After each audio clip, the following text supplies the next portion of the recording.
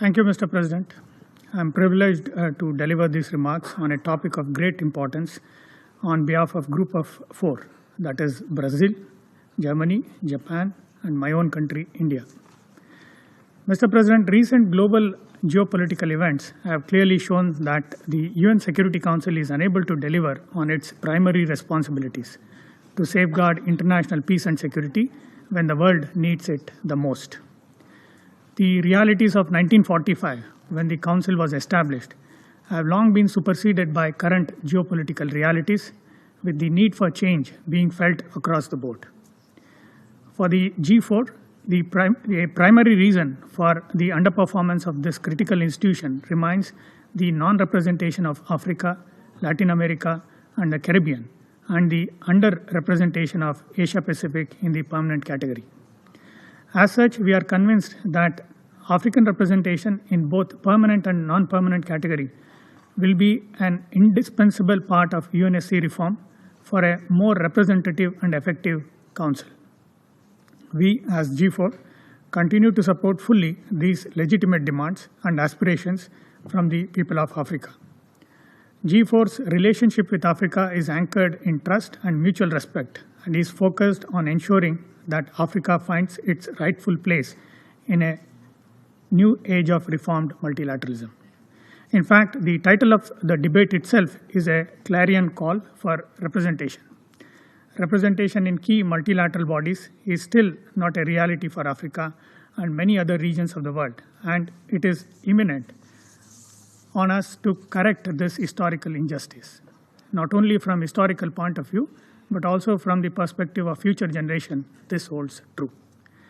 Africa is a continent with youngest demography, one with vast natural resources, expanding capabilities, growing markets, and most of all, rising ambitions. It is also inconceivable that Africa, which constitutes over 70% of UNSC's agenda items under discussion, does not get a permanent voice at the horseshoe table. Mr. President, G4 has walked the talk when it comes to correcting historical injustices done to Africa. Catering to today's realities, the G4 model of UNSC reforms has clearly proposed that the Security Council membership increase from the current 15 to 25 to 26 by adding 6 permanent and 4 or 5 non-permanent members.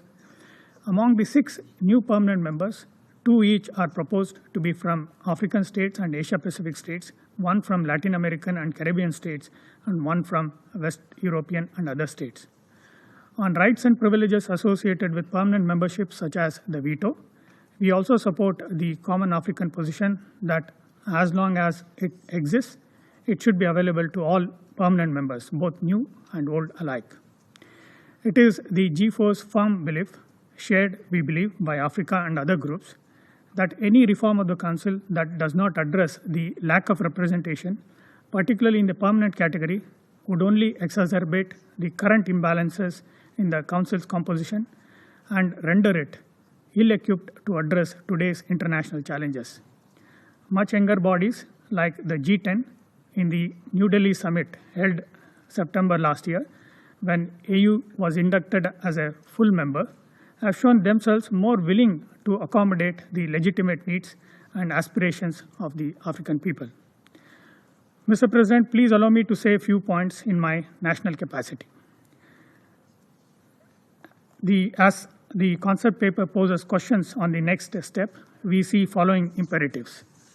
1, adding references to common African position and majority support to expansion in permanent category in a pact for the future as it befits endorsement by our leaders.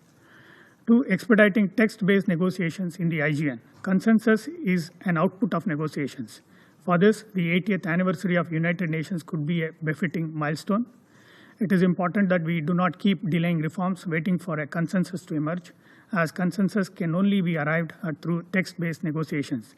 The other scenario is of status quo, where reforms and representation are only elusive. That should not be our path. Third, we must push for reforms heeding to the voice of the young and future generations, including from Africa, where the demand to correct the historical injustices grows ever stronger. Otherwise, we simply risk sending the Council down the path of oblivion and irrelevance. I thank you.